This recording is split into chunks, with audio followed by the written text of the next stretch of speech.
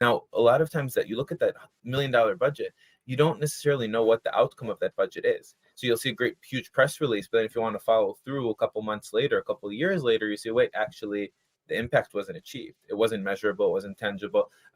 People weren't accountable. And so that's where the blockchain actually has a lot of capacity, because if you can get people to be rewarded based on outcomes, right, based on completing that action, then suddenly that budget can be literally translated into outcomes. So suddenly Yeah. $1 million could be translated into 10 million steps walked, right? Great. Yeah. And that actually saves X amount of emissions and decreases people's probability of getting, I don't know, sick by X%, right? So there's a lot of quantification here that can be done.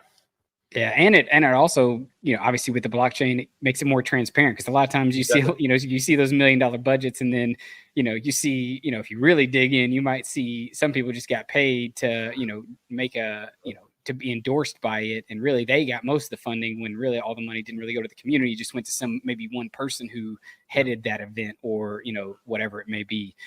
It's very interesting.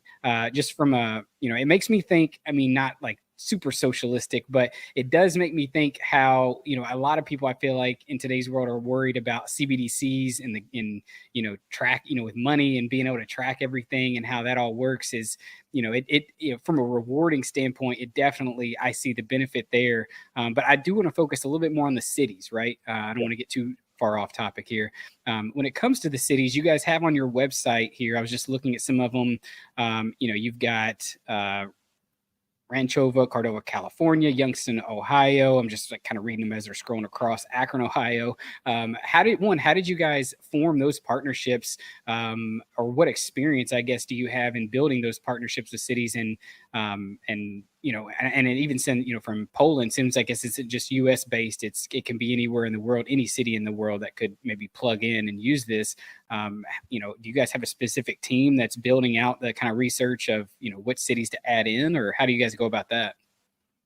Great question. So with the cities that you mentioned in the United States, so we work with a bunch of different cities here in the US, here based in New York, so I'm saying here. The US model is a stable coin model, but it's not blockchain based. It's under the Kolu brand. Now, Urban Change was incubated by the team in Kolu. It uses a lot of the lessons learned, the same operating procedures and things that we've learned from Kolu.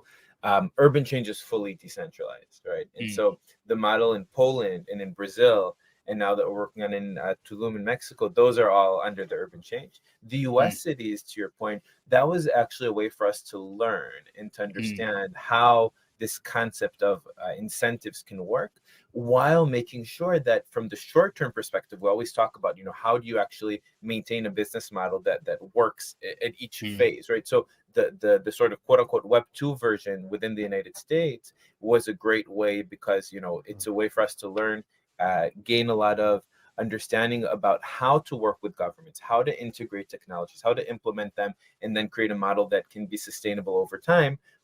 Use those lessons later on and then apply them into the blockchain, where there are a lot more, the technology enables much more, it makes it much easier, let's just say this, for other types of organizations. It reduces the barrier to entry, because cities have to pay a lot of money for this type of program, relatively speaking, whereas from the blockchain perspective, it's much cheaper. And so it's much easier for any community leader who says, you know what, hey, I want to start my community. I'm a community leader in my neighborhood. I can just, let me find a small budget that I have and incorporate it within the program.